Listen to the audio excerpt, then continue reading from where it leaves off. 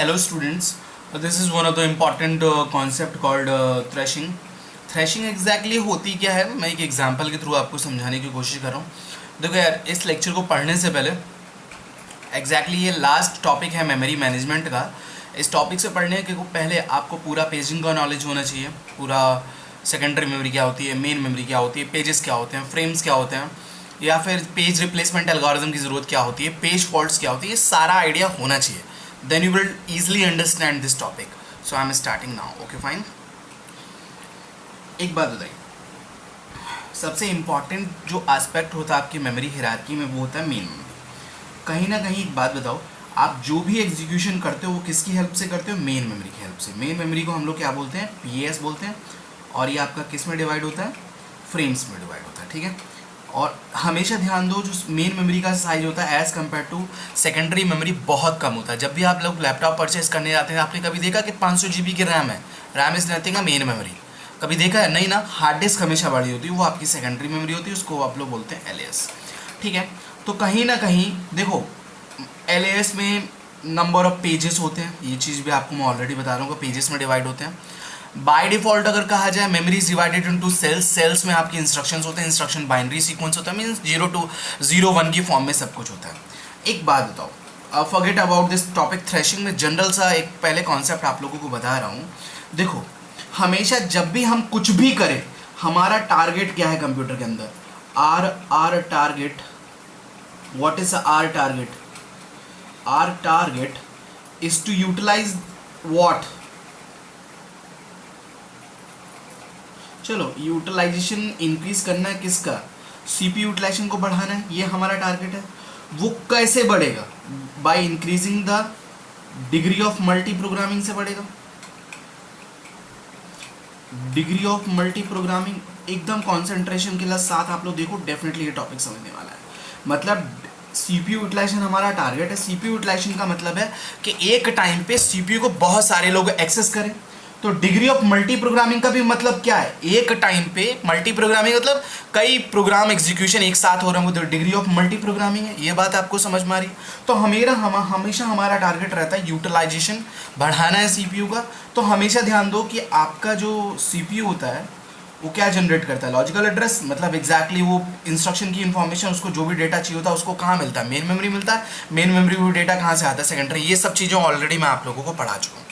मैं एक एग्जांपल, आपको छोटा सा एग्जांपल ले रहा हूँ। मान लो कि आपके पास मेन मेमोरी में नंबर ऑफ फ्रेम्स, ध्यान से सुनना, नंबर ऑफ फ्रेम्स हैं 300। कितने हैं?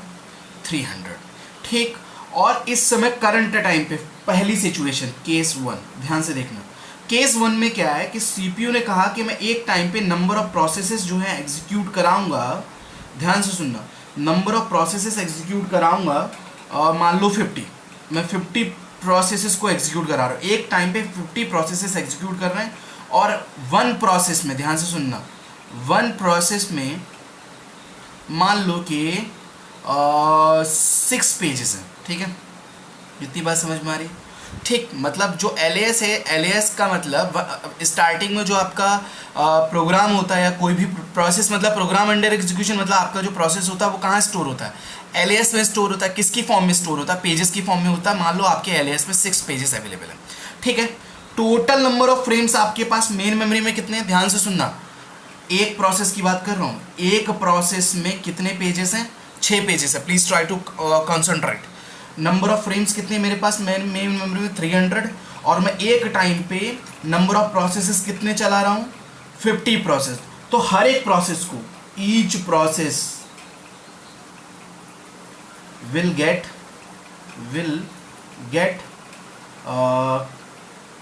how many frames?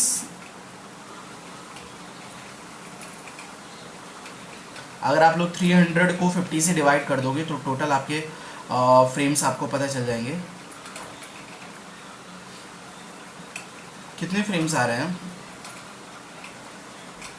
Total 6 frames. मतलब हर एक प्रोसेस को एग्जीक्यूशन के लिए कितने फ्रेम्स मिलेंगे? 6 फ्रेम्स मिलेंगे। कहाँ? मेन मेमोरी में, ठीक है। अब ध्यान से सुनना, आपके पास एक प्रोसेस के लिए पीएस में कितने पेजेस मिल रहे हैं? 6 फ्रेम्स मिल रहे हैं।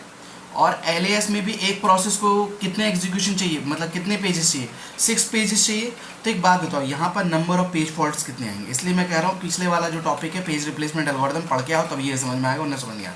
नंबर ऑफ पेजेस या नंबर ऑफ पेज फॉल्ट्स एक बात बताओ कितने होंगे यहाँ पर, कॉमन सेंस, अगर पेज रिप्लेसमेंट एल्गोरिथम पढ़ के आओ। देखो स्टार्टिंग में जब पहले पेज की रिक्वायरमेंट होगी तो नहीं मिलेगा, तो पहले को पेज फॉल्ट, एक पेज फॉल्ट, दूसरे को ढूंढोगे दूसरा नहीं मिलेगा, दूसरे को सेकेंडरी मेमोरी से मेन मेमोरी में लेके आओगे, तीसरे को सेकेंडरी मेमोरी मेन मेमोरी में लाओगे, चौथे को मेन मेमोरी में लाओगे, पांचवें को मेन मेमोरी लेके आओ, 6 को main memory. Total number of जो पेज फॉल्ट्स आने वाले हैं वो 6 आने वाले हैं। 6 के बाद चूंकि हमारे पास 6 यहाँ पर फ्रेम्स अवेलेबल है, हम 6 पेजेस को ईजिली 6 फ्रेम्स में ले आएंगे, उसके बाद कोई भी पेज फॉल्ट नहीं होगा।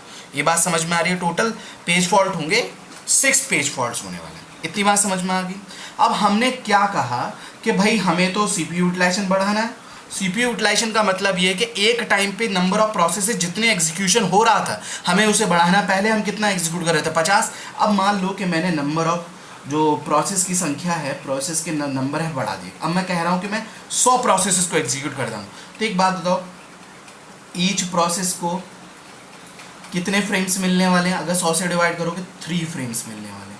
कितने फ्रेम्स मिलने वाले? 3 फ्रेम्स मिलने वाले हैं। तो हर एक प्रोसेस के लिए ध्यान से सुनो, हर एक प्रोसेस को PS में कितने मिलेंगे? 0, 1, 2, 3 फ्रेम मिलेंगे। और लॉजिकल एड्रेस में पेजेस कितने होंगे? 6 पेजेस होंगे, है ना। तो मैक्सिमम तुम 6 में से कितने लेके आ सकते हो? 1, 2, 3। तो 3 तो पेज फॉल्ट, उसके अलावा 3 और इनको रिप्लेस करने के लिए पेज फॉल्ट। तो मतलब कहीं ना कहीं ध्यान से सुनो, total number of page faults बढ़ेंगे कि सब्ट्रैक्ट होंगे? बढ़ेंगे, इंक्रीजिंग। क्यों इंक्रीजिंग? बिकॉज हमने नंबर ऑफ फ्रेम्स को कम कर दिया। नंबर ऑफ फ्रेम्स, अगर हम ध्यान से सुनो, मैंने पहले भी आपको पेज रिप्लेसमेंट एल्गोरिथम बताया था कि अगर आप नंबर ऑफ फ्रेम्स घटा दोगे, कम कर दोगे, तो कहीं ना कहीं आपके नंबर ऑफ पेज फॉल्ट बढ़ जाएंगे। ठीक है, आपका मन अभी भी नहीं माना। आपने कहा कि भाई मैं तो CPU यूटिलाइजेशन को और बढ़ाऊंगा। आपने नंबर ऑफ प्रोसेसेस एक टाइम पे जो पहले 50 एग्जीक्यूट हो रहे थे, फिर 100 एग्जीक्यूट कर रहे थे, आपने नंबर ऑफ प्रोसेसेस एग्जीक्यूशन कर दिए कि 300। तो एक बात बताओ, कितने फ्रेम्स हैं टोटल? 300 फ्रेम्स है। कितने प्रोसेस एग्जीक्यूट कर रहे हैं? 300 प्रोसेसेस एग्जीक्यूट कर रहे हैं। तो 300 प्रोसेस, तो हर एक प्रोसेस को, ईच प्रोसेस को कितना फ्रेम मिलने वाला है? 1 फ्रेम मिलने वाला है। कितने फ्रेम मिलने वाले हैं? 1 फ्रेम। तो एक बात सोच रहे हो, अगर मात्र मेन मेमोरी में एक ही फ्रेम होगा तो तुम्हें क्या होगा? हर एक बंदा, जैसे मान लो कि 6 पेजेस मुझे यहाँ लेके ना, पहला लेके आओगे पेज फॉल्ट, दूसरे की डिमांड होगी P2 की, फिर पेज रिप्लेसमेंट, तीसरे की डिमांड होगी फिर पेज रिप्लेसमेंट, चौथे की डिमांड होगी फिर पेज रिप्लेसमेंट, फिर पेज रिप्लेसमेंट, फिर पेज रिप्लेसमेंट। मतलब ध्यान से सुनो, इसका मतलब क्या है? Every page you are referring, every page you are referring is a page fault। तो मेरी एक बात समझ में आई?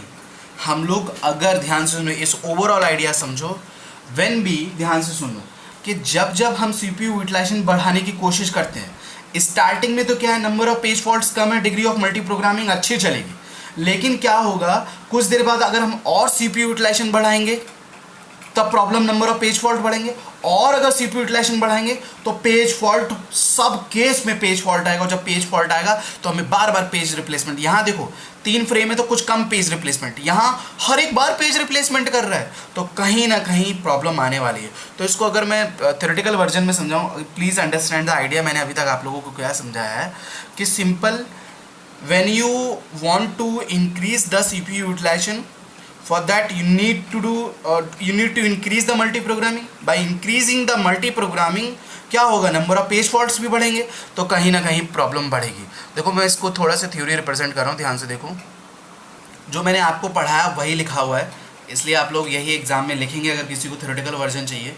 देखो, in the initial degree of multi programming the CPU utilization very high. जब मैंने लेसर क्या बोलते हैं 50 प्रोसेसेस लिए थे, पहले तो एक ही प्रोसेस चलता था एक टाइम पे, 50 लिए तो ये CPU यूटिलाइजेशन अच्छा चल रहा था। And the system resource utilization is 100% CPU का यूटिलाइजेशन हो रहा था, ठीक।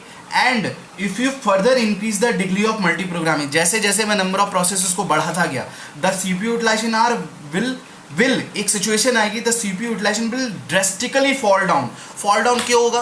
क्योंकि भाई सीपीयू यूटिलाइजेशन बढ़ाने के चक्कर में नंबर ऑफ फ्रेम्स कम हो गए, नंबर ऑफ फ्रेम्स कम होगा तो पेज फॉल्ट ज़्यादा हो गया, जब पेज फॉल्ट ज़्यादा होगा तो पेज रिप्लेसमेंट ज़्यादा होगा, तो सीपीयू यूटिलाइजेशन कहीं ना कहीं इफेक्ट करेगा and the time taken to complete the execution of the process will be increases and system will spend more time only in the page replacement. This situation is called as thrashing. क्या? thrashing. तो अगर मैं इसको graph के version में आपको समझाने की कोशिश करूं तो इसको ध्यान से देखो। स्टार्टिंग में क्या था कि डिग्री ऑफ मल्टी प्रोग्रामिंग हमने धीरे धीरे करके प्रोसेस बढ़ाए। पहला स्टेप मैंने धीरे धीरे करके क्या बढ़ाया कि नंबर ऑफ प्रोसेसेस बढ़ाए, तो सीपीयू यूटिलाइजेशन देखो बढ़ा बढ़ा बढ़ा बढ़ा, मतलब सीपीयू यूटिलाइजेशन अच्छा हो भाई, मैं एक टाइम पे बहुत सारे प्रोसेस एग्जीक्यूट कर रहा हूँ। एक टाइम ऐसा आया कि फ्रेम कितना बचा था, नंबर ऑफ फ्रेम ही एक रह गया। जब एक बचे तो हर एक फ्रेम को, हर एक पेज को एक्सेस करने के लिए क्या था, पेज फॉल्ट।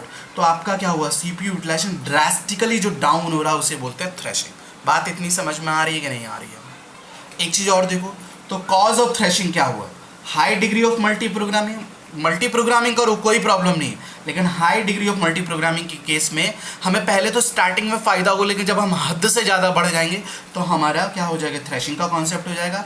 और दूसरा क्या है, शॉर्टेज ऑफ फ्रेम्स रीज़न है। अगर मान लो देखो यार, होता है कि मार्केट में जाओगे तो मेन मेमोरी का साइज हमेशा लेसर होता है। अगर मेन मेमोरी का साइज ज़्यादा होगा तो डिग्री ऑफ मल्टी प्रोग्रामिंग में मतलब एक टाइम पे आप नंबर ऑफ प्रोसेसेस ज़्यादा एग्जीक्यूट कर पाओगे, मतलब एक प्रोसेस को number of frames represent the main memory, एक प्रोसेस को नंबर ऑफ फ्रेम्स ज़्यादा मिलेंगे तो पेज फॉल्ट की संख्या कम होगी। जब पेज फॉल्ट की संख्या कम होगी तो थ्रेशिंग के चांसेस कम होंगे। तो कहीं ना कहीं ये दो मेन रीज़न है थ्रेशिंग। तो एक बात बताओ, हम रिकवरी कैसे करें थ्रेशिंग से? Any idea? आप लोग सोचो थ्रेशिंग का। होप यू विल अंडरस्टैंड जो भी मैंने आप लोगों को पढ़ाया। मैं एक बार ही थोड़ा सा ओवरव्यू दे रहा हूँ।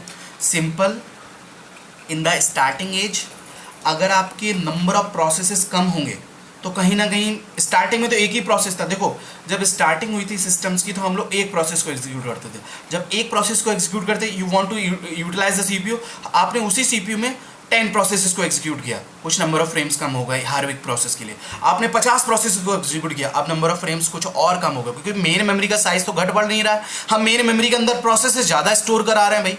पहले क्या होता था, उसी मेमोरी में एक प्रोसेस हो रहा, उसी मेमोरी को अब 50 प्रोसेसेस एग्जीक्यूट कर रहे हैं तो प्रॉब्लम तो बढ़ेगी ना। हमने 100 किया, अब ऐसी सिचुएशन आ गई कि हर एक प्रोसेस के हर एक पेज को एक फ्रेम मिल रहा है। तो हम सीपीयू अगर एक पेज को भी रिफर करेगा तो पेज और बार बार पेज रिप्लेसमेंट होगा, तो this concept is called thrashing. We need to recover from that. How we will recover, I will give you the 2 points, please remember these 2 points. मैंने लिखा है कि रिकवरी ऑफ द थ्रेशिंग। तो देखो पहला point कि don't allow the system to go into the thrashing. मतलब ये नहीं कि नंबर ऑफ प्रोसेसर बढ़ाते जा रहे हैं सीपीयू यूटिलाइजेशन को बढ़ाने के लिए।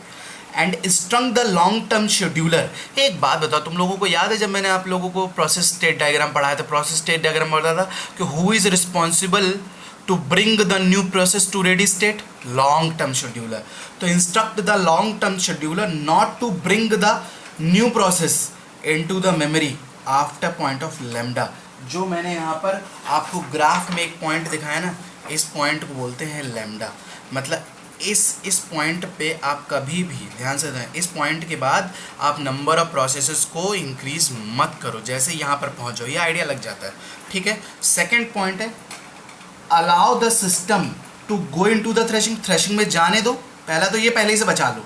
And then instruct the mid term scheduler. याद है जब mid term scheduler process state diagram में क्या करते थे कि नंबर ऑफ, एक लिमिट से ज़्यादा अगर नंबर ऑफ प्रोसेसेस होते थे तो मिड टर्म शेड्यूलर स्वैपिंग करता था। कहाँ, वेट रेडी याद होगा, सस्पेंड वेट याद होगा आप लोगों को। तो allow the system to go into the thrashing and instruct the mid term scheduler to suspend some of the processes so that system will recover from the. मतलब एक टाइम पे जो 200 प्रोसेस एग्जीक्यूट कर रहे हैं, हम कुछ प्रोसेस को सस्पेंड कर देंगे। जब सस्पेंड कर देंगे तो ऑब्वियस सी बात है थ्रेशिंग की जो सिचुएशन होगी वो आपकी खत्म हो जाएगी। Hope you will understand the concept of threshing. Thank you for today. This is all about memory management. Okay, thank you. Basically सबसे ज़्यादा इंपॉर्टेंट जो आपके मेमोरी मैनेजमेंट और टॉपिक हैं वो है non contiguous memory allocation. paging and segmentation, so many concept. They are asking from like in gate examination or in competitive examinations or also in placement interviews. So please focus on the paging and segmentation area. Also please try to understand the page replacement algorithm, because in university examination, any university examination, they will simply give you the question. You need to solve that question in a easy way. Thank you.